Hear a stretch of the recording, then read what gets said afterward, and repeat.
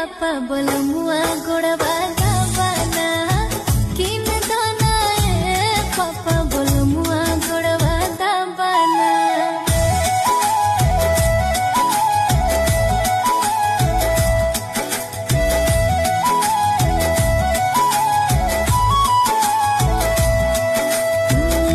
खाना बनावे घर के काम करे वाला किन दाना ए पापा